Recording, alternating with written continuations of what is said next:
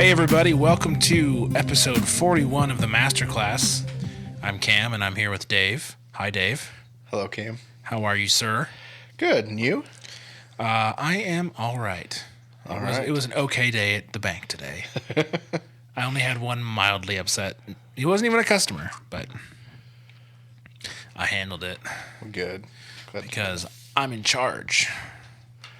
That's what I tell myself anyways. So Dave, Yes, sir. as we record this, Yes. it is 10 days until Christmas. And it's like 54 degrees outside, It is. which is just blowing my northern mind. I don't know how this happens. I think, it's warm everywhere. yeah, because Buffalo, New York doesn't have any snow. And that breaks like a 116-year record of them having snow this far into December. How many years ago was it where they were buried? Wasn't that long was ago. like 2 It was years ago? Yeah. That was pretty nuts. So I don't think it's really snowed anywhere but the mountains. Well, old Denver got hammered. My sister sent a photo. Her car was buried in like a foot of snow. But even in Denver, it has a tendency to melt fairly quickly, too. They're, It's sticking around. yeah, they're in the throes of winter. But anyhow, I bring up Christmas, not to talk about the weather, Dave. I thought we were friends. Oh, Jeez. sorry. Small talk. Small talk. Gosh. Chit-chat. Took us 41 episodes to get to small talk, though, so that's, a good thing. I want to know what you like most about Christmas. And don't you dare say Christmas music, because I will end this podcast right now. I was going to say Christmas music. It's terrible. No, it's not. Let me rephrase that. I like Christmas hymns. So not so much Christmas carols or Okay. Christmas songs, but We can agree on that. and I've actually been very much enjoying this year, Hark the Herald Angel Sings has really been one that has stood out to me. And I don't know, I've been struck at the gospel message that is in many of those Christmas carols, and just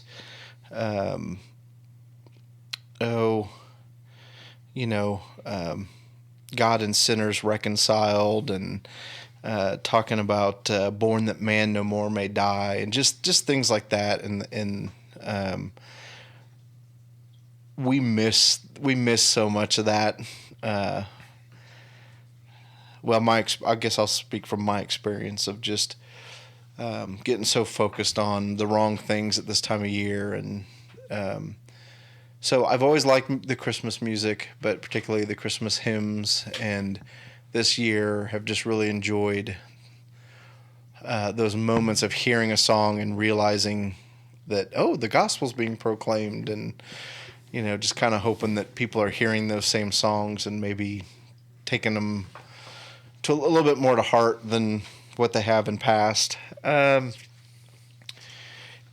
And then I guess there's a feeling that goes with this time of year that just isn't happening with the weather. I know we were kind of joking about that, but normally I kind of like just the fact it's getting cold and there's the possibility of snow, and you can have a fire in the fireplace and things like that. And it's just not experiencing that much this You year. can have a fire outside now, Yeah, Dave. go sit in the backyard.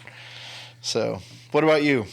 Well, I would agree that Christmas hymns I enjoy, but Christmas music makes me want to put my head through a wall. And I work at a bank, so so guess that's what all I've been you listening hear. to since Thanksgiving?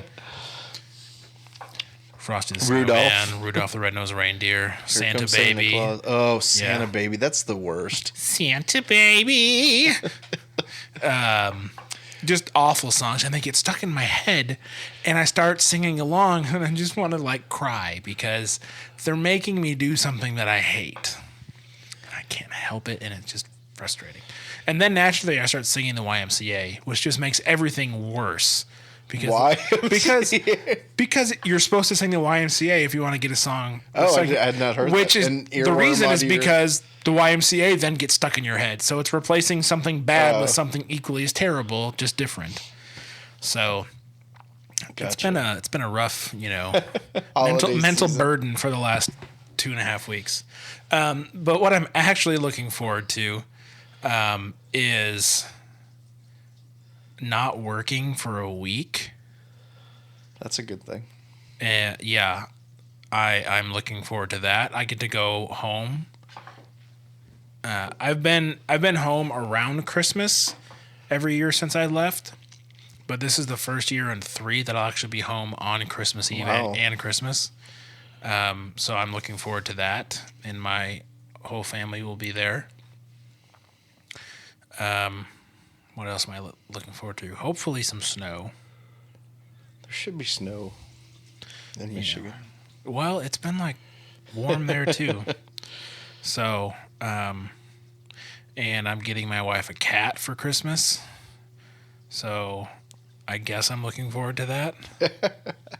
She's been doing research. It was supposed to be. She's not going to listen to this between now and then, is she? Oh, she already cracked me, Dave. Oh, okay.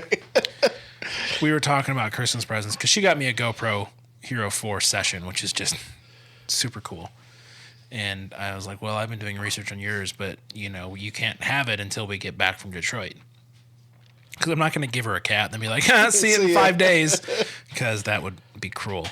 Yeah. And so she's like, why are you getting me a cat? And I was like, are you kidding me? How'd you know? She's like, oh, I was just kidding. I didn't think you were actually getting me a cat. And then she didn't believe me for an hour. But now she's been doing research on cats and where we're going to go. And yeah, I think I might have awoken the beast here. Uh-oh. So I'll report back on that later. All right. Well, Yes. I suppose, unless you have anything further to add, David, I do not. that we should read the Bible. Sounds like a plan. Where are we reading this week? Oh gosh, we've moved on to Matthew 12, verses 1 through 8 this week. I only prepare for Amos, so For Amos, yeah, I don't know where that came from. I'm not sure. Well, I guess we're just gonna have to go with it. Matthew 12, it is. Yeah, because I don't think Jesus said anything in Amos, did he? I didn't say it made any sense. I'm just telling you what I prepared for. Okay, all right. At that time, Jesus went through the grain fields on the Sabbath. His disciples were hungry, and they began to pluck heads of grain and to eat. But when the Pharisees saw it, they said to him, "Look, your disciples are doing what is not lawful to do on the Sabbath." He said to them, "Have you not read what David did when he was hungry, and those who were with him?" Didn't read that the way I wanted it to. "Have you not read what David did when he was hungry, and those who were with him? How he entered the house of God and ate the bread of the presence, which it was not lawful for him to eat, nor for those who were with him, but only for the priest? Or have you not read in the law how on the Sabbath the priests in the temple profane the Sabbath and are guiltless? I tell you, something greater than the temple is here. And if you had known what this means, 'I desire mercy and not sacrifice,' you would not have condemned the guiltless, for the Son of Man is Lord of the Sabbath." Merci beaucoup. That's it. That is it. That is it. Thus Saith beeth the the word of the Lord. All right, Dave. Uh-huh. Other than the fact that the Pharisees are a bunch of Pharisees. Nimrods, who's also in the Bible. A mighty warrior. Yeah. Who saw that one coming? All right. Other than that, there's a key concept or word here that I feel like we should discuss, because a proper understanding of it will lead to a proper understanding of this passage. So, sir, I bequeath you, pray do tell, what is the Sabbath? Oh, my gosh. What is the Sabbath? Bequeath? Is that the right word? Beseech. Maybe that's what I was looking for. I don't know. Yeah, I'm not sure. We're going down quick, Dave. So what is No, bequeath means I give to you. I beseech you. beseech you? Good night. I'm so upset at myself. So if we take a look at the 10 Commandments, and if we go to Exodus 20, verse 8, it tells us there, "Remember the Sabbath day to keep it holy. 6 days you shall labor and do all your work. But the seventh day is a Sabbath to the Lord your God. On it you shall not do any work, you or your son or your daughter, your male servant or your female servant, or your livestock, or the sojourner who is within your gates. For in 6 days the Lord made heaven and earth, the sea, and all that is in them, and rested on the seventh day. Therefore the Lord blessed the Sabbath day and made it holy. And so that is where we get the Sabbath, is God created, according to the book of Genesis, God created the earth in 6 days, and then he rested on the seventh. And so he asked us to remember the Sabbath and to keep it holy. I'm not going to be able to go over everything that the Jewish people attributed to the Sabbath. But it very much became filled with a list of mostly don'ts. I was going to say do's and don'ts, mostly don'ts. Yeah, do nothing. Yeah, it's That's truly the what. do. So it's like they took the spirit of resting and it was literally like, you can only walk so far. You really aren't. A number of steps or a specific distance from your home. And I think even to the point too that they ate leftovers on that day. Yeah, they didn't cook on that day. Yeah, they made everything on, which isn't a bad thing, but the Sabbath became, God created it for rest. He created a 6-day work week, and then realized if we work every Take that, America, a 6-day work week. Yeah, and said we need to rest. And so I think the idea behind the Sabbath and resting was to rejuvenate ourselves, but obviously rejuvenate ourselves with a focus on God. And he intended it for our well-being, and it really, much like just about anything that he gives to us human beings, we have a tendency to distort it and to turn it into something that he never intended it to be. So I believe we call that pivoting in the startup culture, Dave. We're gonna go down a track, and when we realize it's not working for us, we pivot. And we change. Gotcha. Yeah, it's also known, in the Bible as sinning, but whatever. Not a big deal. All right, so I personally want to focus on this idea of Sabbath for a while here, because I think that I won't speak for other people. My initial reaction to Sabbath is, yeah, take a day to rest. Great. Okay, let's move on. But Jesus talks about the Sabbath more, and he makes a point to kind of show the Pharisees up here, and even calls himself at the end the Lord of the Sabbath. So this is something that is important. And I think, as you stated well, that the Pharisees and the Jewish folks over the course of history have totally taken the soul out of by all of those rules and such. But I think as Christians, and again, I'll speak for myself here, I don't feel like I have a proper understanding of why the Sabbath is so important and why God established the rhythm of life to include that. So I want to know why should I care about what the Sabbath is? Why should it be important in my life? That sort of stuff. It's a good question. Well, I thought so.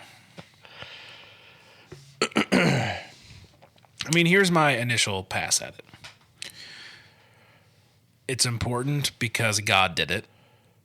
So therefore, if we want to be like God, we should also do what God does. And if God needs rest, then surely we need rest, physically, emotionally, spiritually even. But this idea of one day a week where we just kind of drop everything, That seems like the common excuse would be, I'm too busy, I can't do that. So I'm trying to as a, what is this, the 21st century Yeah.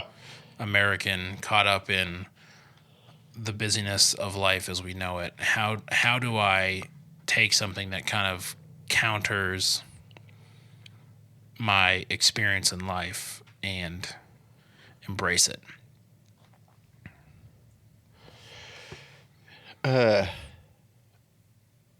Yeah, and I even think one of the things we talk about, in addition to the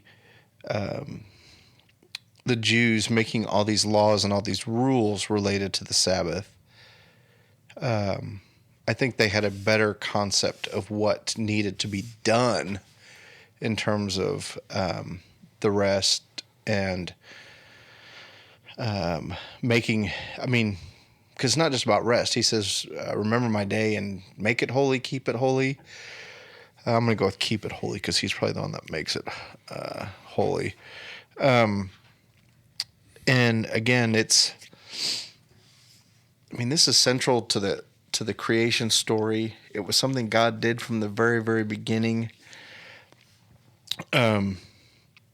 So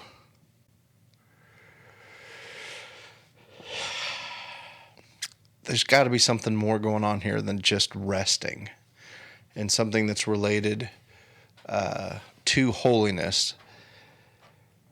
And I don't know, it's much of what we talk about wanting this podcast to be is to talk about how what Jesus said and how it relates to us today. And I'm not thinking that watching football is necessarily a bad thing on Sunday, because it's one of my favorite things to do on a Sunday afternoon. Or turn NASCAR on and fall asleep to the sound of cars going around the track. And so, because the other thing is that we go to church on the Sabbath. And I'm even like, it's just funny because I just have this like flood of ideas that are just going through my head of what it is that we actually do on this day that God told us to keep rest and to make it holy. School choir concerts.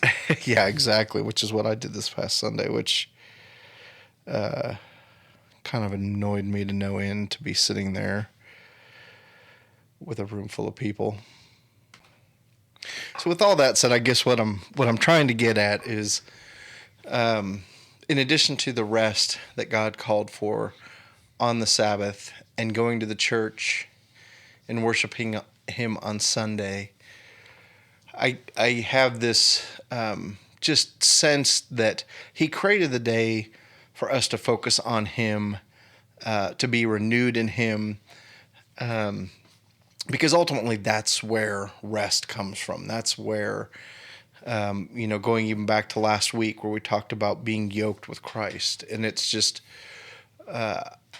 this is definitely one of those things that I believe we have just lost, is this ability to go to God and allow Him to replenish us. And I know, like I said, there's nothing inherently wrong with so many of the things. And I'm evaluating what I do with my Sundays, taking naps and watching football and eating and going to church. And to be candid, I'm being somewhat convicted of. I think I take the Sabbath for granted. I don't think I take it as seriously as I should. And there's a sense of disobedience to God, but on a bigger sense, I think there's this just sort of realization of I'm missing out on something good that God has for me. So, yeah, I think we probably need to be taking the Sabbath a whole lot more serious than we do, and realizing God's purpose for it. Yeah, I think we could add it to the list of things we should take more seriously. It's not a short list. No, not at all. All right. I guess we can come back to that next question later. Let's skip down to verse 6. Mm-hmm. And Jesus says to the Pharisees, I tell you, something greater than the temple is here. Which seems to me to be like a, old school, like, diss. Oh, But I don't really think Jesus was that way. No. In the sense that he was trying to show off. But I feel like that statement, something greater than the temple is here, would have triggered a certain response from the Pharisees whose life was the temple and the laws that surrounded it. So what does this mean when Jesus tells them that something greater than the temple is here? Well, he's talking about himself. And when, I think he says something greater than the temple is here, going back to the very, where we began with the Sermon on the Mount, when he says the kingdom of heaven is near, I think there's very much an element of not only is Jesus there, but the kingdom of heaven is there. And while they want to focus on this building, this container, I think Jesus is pointing them to something bigger and just saying, you're missing what's going on here. And ultimately, again, as I just think about this in the application to my life of just, there's more to the Sabbath. There's more to a Sunday than what I make it. And again, I think there's just this sense of there is something greater than the Sabbath that's available to us. There's something greater available to us than just a day and making it holy. It is that relationship. It is the worship of God the Creator, Jesus who came in flesh, and then the Holy Spirit. I mean, it's just this,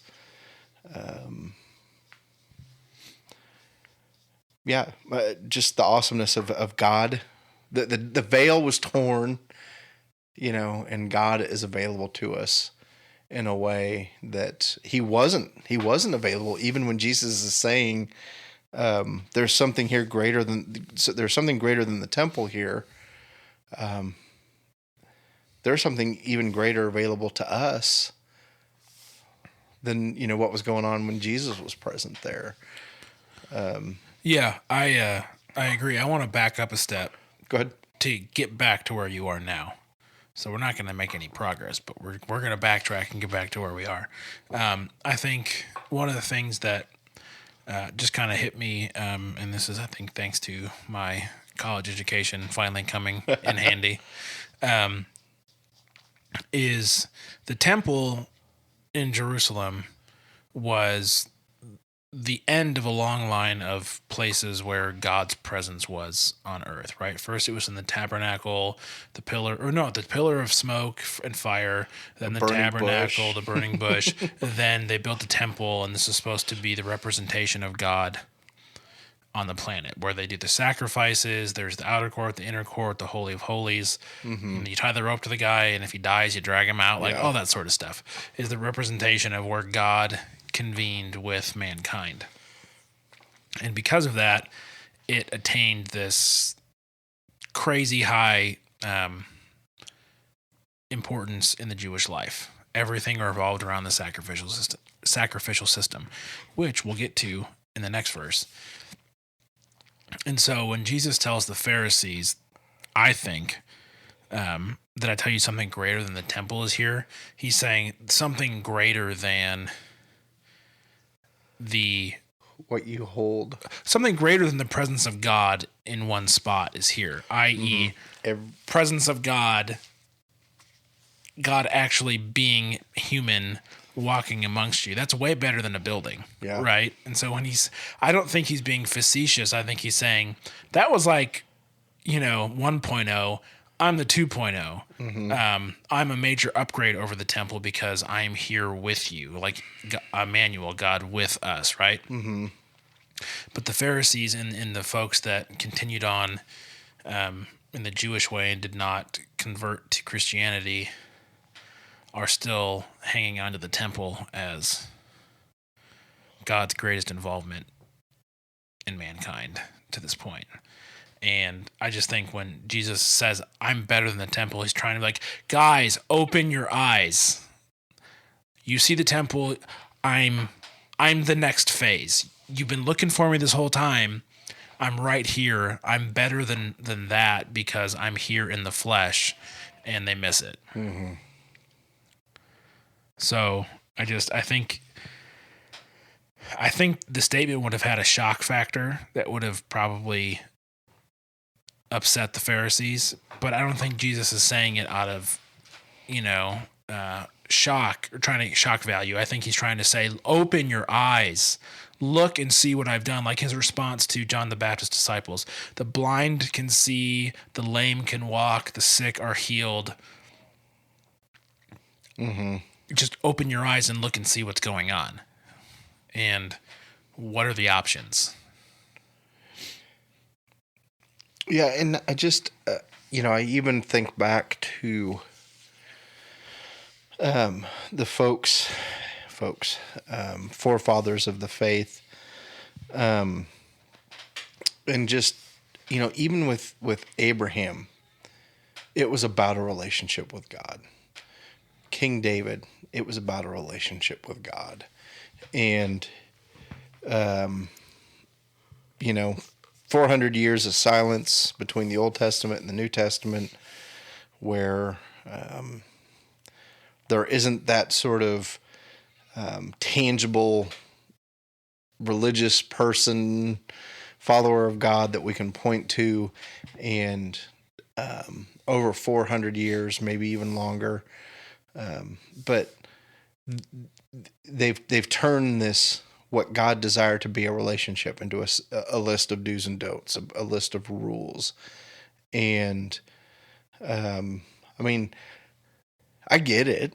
Nothing's going on for 400 years. You kind of, we're going to fall into our sinful nature and, not do what we should be doing. But then here's Jesus in the physical flesh, God here on earth, and just sort of that, like you were saying, I am the Messiah that you've been waiting for. I'm finally here. You religious people that know the word so well and obeyed all this kind of stuff, you should be able to see that this is who I am. And I think one of the reasons that they had difficulty seeing him for who he was, again, the relationship was gone. And I'm incredibly grateful for the fact that Jesus very much made that relationship available again for us. And I don't know, I'm taking kind of, again, just what we were talking about with him being the temple, and just going, it's just there's so much more. And oh, by the way, there's even it's going to get even better, And I know we even probably, if you asked me which would you rather choose, the Holy Spirit to be able to know and see Jesus in the flesh, I'm probably going to go, oh, give me Jesus in the flesh so I can know. But I do believe that what we have with the Holy Spirit is better. I really do. And then as I'm saying that, belief needs to be matched with what our actions are, and do my actions really match? Do I really live like that?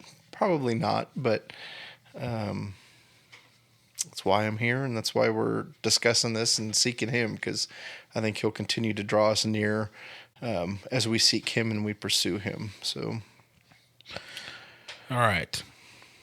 He continues, and he says, and if you had known what this means, I desire mercy and not sacrifice, you would not have condemned the guiltless. I feel like we've talked about this before. Yeah. Okay. There's probably another episode related. Because I was having some serious deja vu earlier when I was looking through this. Oh, I thought that was just like a rhetorical question of... No, I can picture in my mind you talking about this, and it's kind of freaking me out. Well, and you know what? I have this... I did remember that we talked about this, and I have this tremendous fear that when we got to that and started discussing it, that I was going to say something that completely contradicts what we said earlier.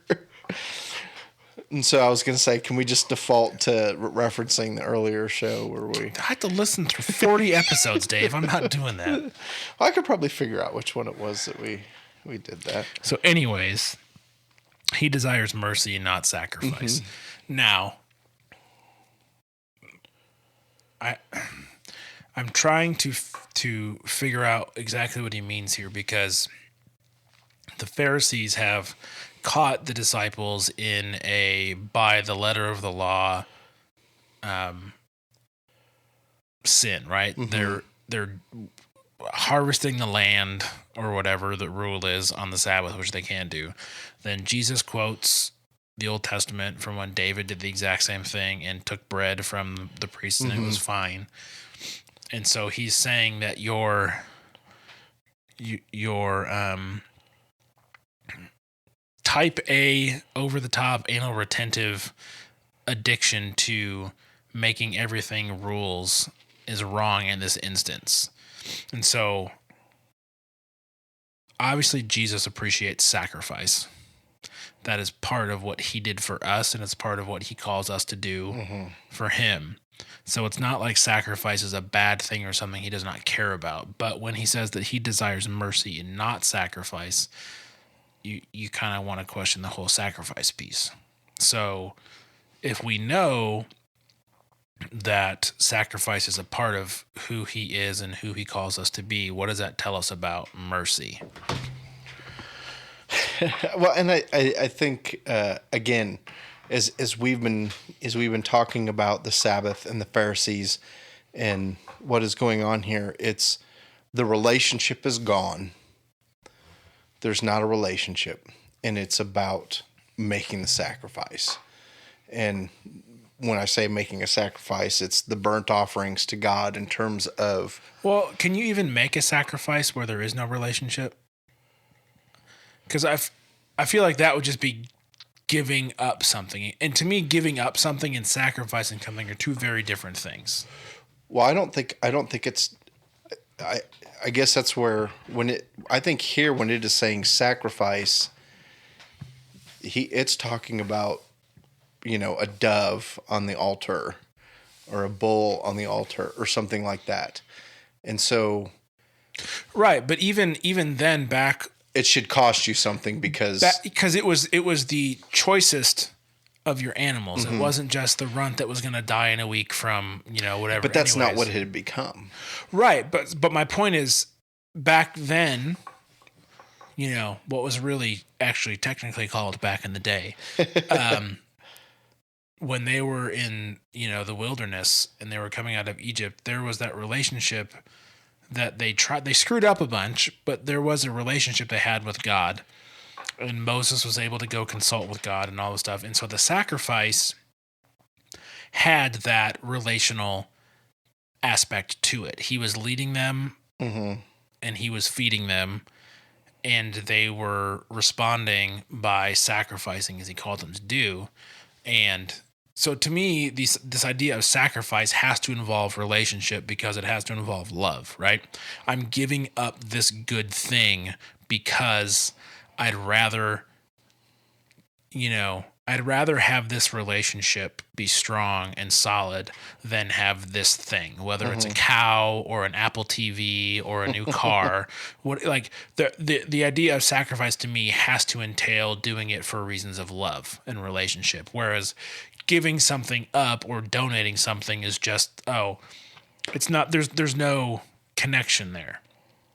There's no connection to me when I go donate my stuff to Goodwill. It's just, I'd rather give it to someone than throw it away, but I'm not doing it because I have a relationship with the person who's going to get my shirts. No, it's just, a nice thing to do. I'm giving them up. I'm not sacrificing them, you know?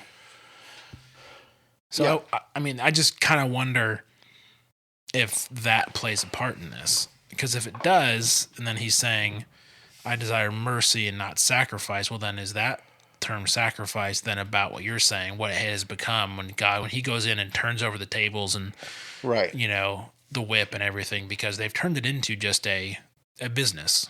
Right. And not a relationship. And so does the mercy aspect bring out the relational desire that he wants in us rather than the, well, I'm just going to go cut another bird up because it's Thursday. That's what I'm trying to figure out. Yeah, and I guess that is what, I guess that's what I have interpreted it to become, is that there isn't this relationship here. There isn't this, I guess I'm going to even speculate in that there's not this sense of, oh, I've sinned and I need to be forgiven and repentance and that sort of thing. It's become a ritualistic sort of, I'm just doing this because it's what I'm supposed to do. I'm doing it because it's what my parents did. I'm doing it because it's what my parents' did. And so I guess I truly do believe that there is an element of the relationship has been gone. And I mean, there's part of it to me that just goes, God, what, you know, it goes back to the why do you make it so hard? You know, why was there 400 years of silence between the Old Testament and the New Testament and the last prophecy and you coming? And why has it been 2,000 years since you walked on this earth and there hasn't been any new revelation? There hasn't been the second coming. And now, granted, I do think there, you know, as I mentioned before, I do think there's a difference in that the veil was torn and the Holy Spirit was made available to us, and that, again, it's better than we can even comprehend. It's better than walking with Jesus in the flesh by having the Holy Spirit available to us. But again, it's probably a good thing that I'm not God because I wouldn't do it this way. I don't get why it's so hard and why it takes so much effort and why there isn't this sort of like, okay, God, I've chosen to pursue you. I've chosen to see you. Just kind of give me something on a daily basis to know that you're around. And you know, and even as I'm saying those kinds of things, it's like God's reminding me of, I gave you my word, you know, and just, I can think oxygen, you know, all the things that he does do. And that's, you know, interestingly enough, random kind of tangent here of just listening to G.K. Chesterton's book on orthodoxy, or it's called Orthodoxy. It's basically his, it's what he put into book form to explain why he believes in Jesus and what he believes. And ultimately, the premise behind all of this is, if you pull your head up and look at the world around you and really pay attention to creation, how can you not but help be in wonder of everything and not see God in it? And I think we're probably even more so guilty of this today with the number of screens that we have in front of our face. I don't know what you're talking about. As we go through there's not 5 of them within this room. So, I don't know if I'm even answering the question at this point, but I do believe it comes down to a relationship versus just doing something because it's what we're supposed to do. And I think that's what Jesus desires. God desires. Yeah, I just had this thought. So like I said earlier, that I believe that sacrifice only happens in a loving relationship. But I also think that only mercy happens in that same situation. And I think that sacrifice is this idea of, I want to give up something good for the betterment of this relationship, whereas mercy is, you don't have to give that up. it's so sacrifice is the active choice to kind of prove the relationship, whereas mercy to me is the passive, it's okay, you don't have to. And that to me is almost more powerful. Yeah. And so when Jesus says that he desires mercy over sacrifice, to me that's like saying, sacrifice was what it used to be about, but now it's about mercy, which is exactly what Christ has come to bring, which is way harder to do and requires an even greater sacrifice on your part to extend mercy to other people. Because mercy involves acknowledging that everything's not okay, but still extending forgiveness and grace in the midst of that. Mm-hmm. And so while I say that sacrifice is relational and really exists in that state, I think that mercy is an even more daring display of love in a relationship. And so I think perhaps maybe he's trying to, in this very particular instance, open the Pharisees' eyes to it is so much bigger than what you have whittled it down to be. It is not about the temple. It is not about your sacrificial system. I'm going to show you what true sacrifice is about, and then I'm going to even show you what mercy is about. Because yes, even you, can be in the kingdom if you would just open your eyes. Yes. So I would agree. Well, good, Dave. All right. Well, do we want to talk about that last question? Or should we make it more positive? Pardon us, we're going to have an aside here. No, that's... I will have to say this. I have not spent a ton of time really looking over Matthew 12. But every time I read this, I sort of get a kick out of, Jesus just really, just kind of sticking it to the Pharisees a little bit about, don't you know, have you not read what David did when he was hungry and those who were with him, and how he entered the house of God and ate the bread of the presence? And, just sort of like, I just like the fact that he's like, you guys are missing this. And, this isn't a new thing.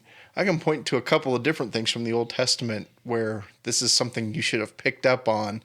And even in that, King David, who was a man after God's own heart, he didn't have to have Jesus tell him this or point it out to him. He grasped this concept in that moment of being there with the priest and being hungry and going, "You have anything to eat?" And the priest is like, "Well, all I got is the bread from the presence. It's already been, we put the new stuff up there. The old stuff's been taken down.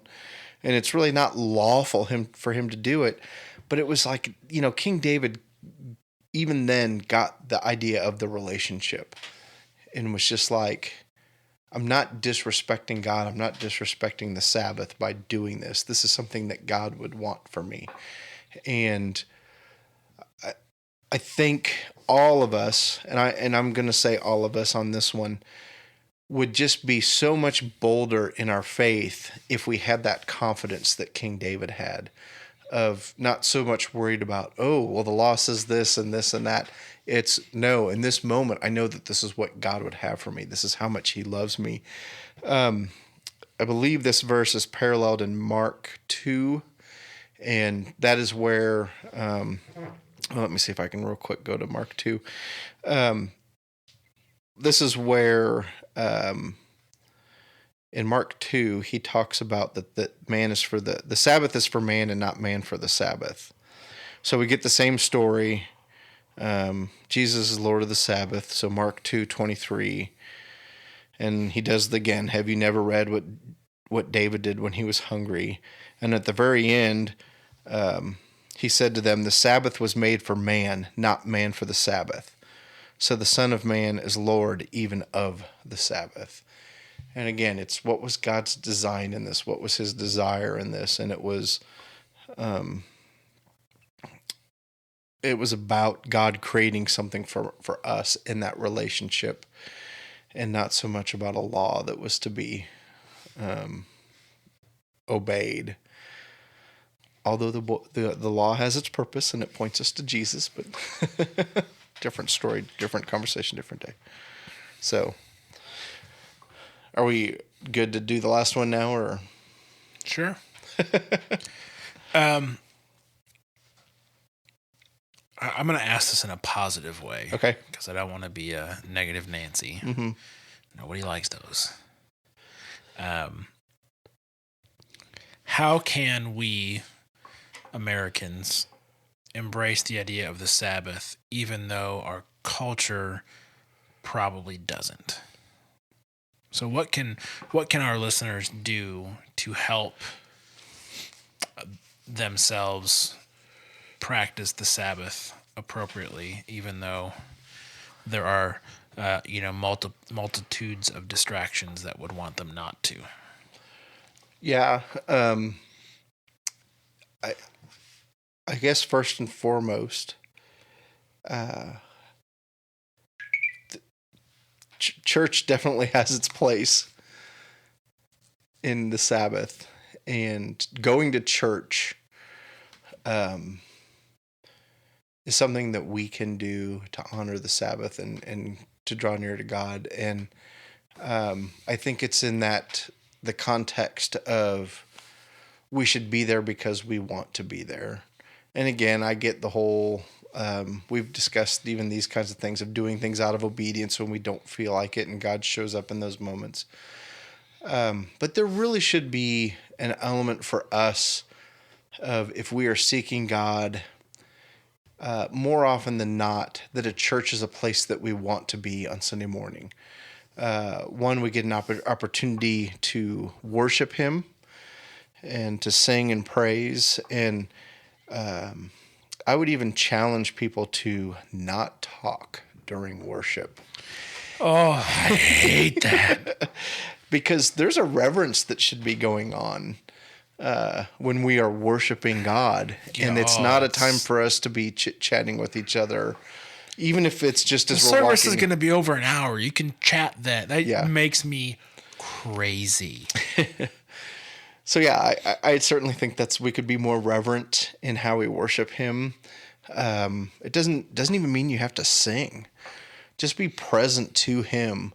At the same note, I'm probably guilty of that. I'm also guilty of thinking about everything else that I want to be doing at times when I'm in worship. It's just amazing the number of things that can be distracting in that way. I think there's an opportunity to give financially by belonging to a church, and obviously we can give to other places, but I think your local church is a very important place to worship God through our finances. The message that's presented there on a Sunday morning, it really is not about whether you're entertained or not. Do you go asking God to speak to you, to show up and meet you there? And maybe even if you're not at that place, how about praying for other folks? Hey, God, show up and meet others that are looking that need you this morning. Show up and be there for them. And there's so much that goes on a Sunday morning with going to church that we need to make that effort to be present to God. And I get that can be a challenge just in terms of getting yourself ready, getting your family ready, getting everybody in the car and driving up to church and finding a parking spot and all the good things that go with that. And then, whatever it is that you do with the rest of your day, whether that would be, football, or I guess there's potential that we do yard work and get things done around the house, taking a nap, being with family, doing homework, whatever that might be. I think just sort of recentering on God on Sunday is probably a good thing, because as much as there is that can be to distract us from a Sunday or on a Sunday from God, if you have a normal Monday through Friday kind of life where Saturday and Sundays are your weekend, Sunday is probably most likely that time throughout your week where you can slow down and center on God, and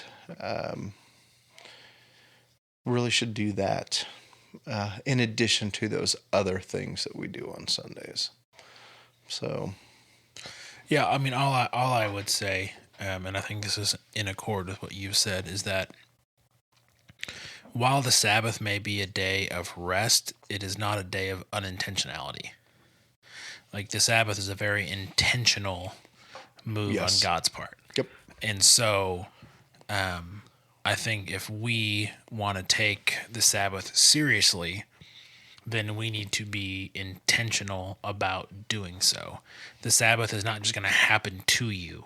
You need to make the necessary adjustments in your life on that day to ensure that the Sabbath is protected from the rest of the pressing matters that are happening in your life. And so whether, that's whatever day of the week it is for you, because we all have varying work schedules. I agree with Dave that yes, getting with God and making him the focus, whether that is through prayer, through church, through Bible study, through time with your family and discussion about those things, through just personal reflection, whatever the medium is, there needs to be an intentional choice on your part to not do something else with that time. And trust me, I'm easily distracted. I'm like a goldfish. I see shiny things and I go towards it. Like that's just who I am. And so this is hard for me because I like to be entertained and I like to not do much. Mm-hmm. And so for me, trying to make the Sabbath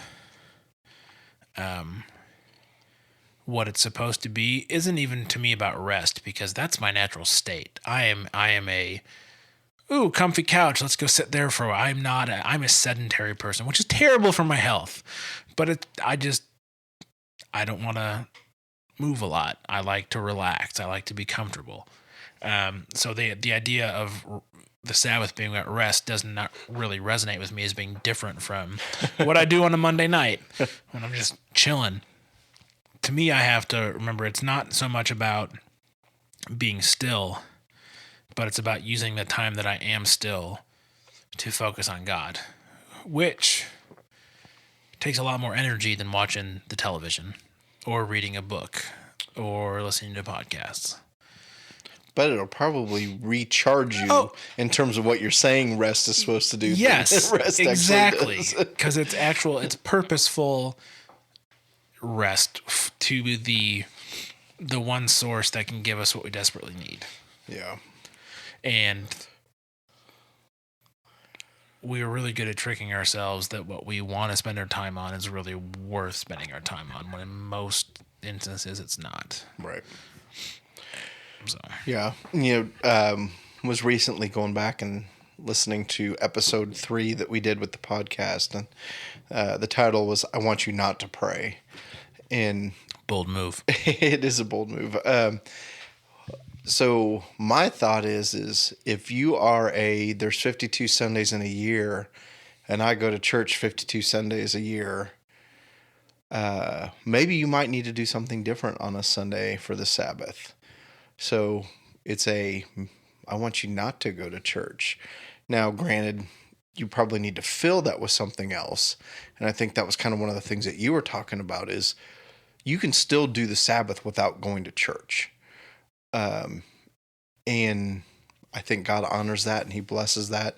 I don't think that should be your regular practice. I don't think you want to replace other things with a Sunday morning. Yes, but I choose to spend my Sabbath at Chuck E. Cheese. Yeah.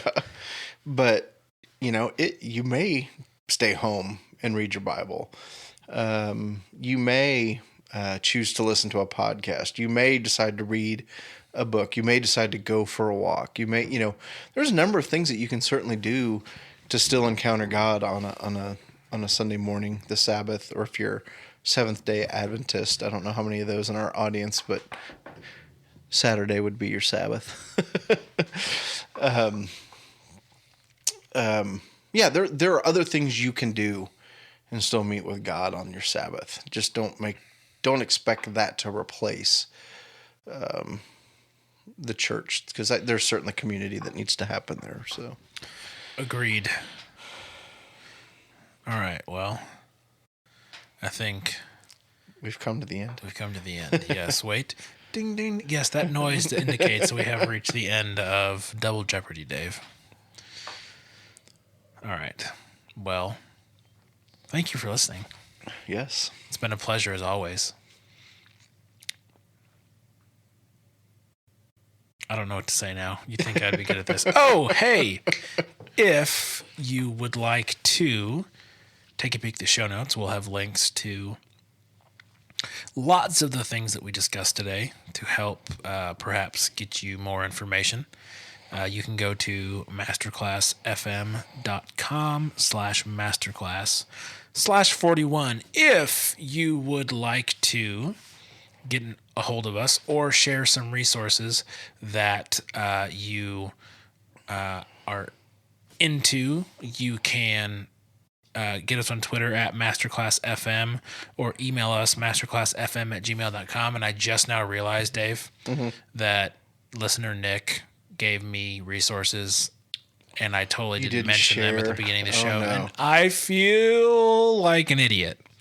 So next episode 42, we'll be sure to share Nick's resources. He had a couple of podcasts on there too. Cool. So, and I also went to BioLogos, and that's very cool. Yeah. So yeah, might need to talk about that next week too. I forgot about that because I was blown away by that actually. Yes. So kudos to Jerome for mentioning BioLogos and whatever the anti-kudo is to me for failing to mention Nick's stuff this episode. Boo. Yeah, I know. I'm terrible. But on that lovely note, I think it's time to say goodbye. Goodbye.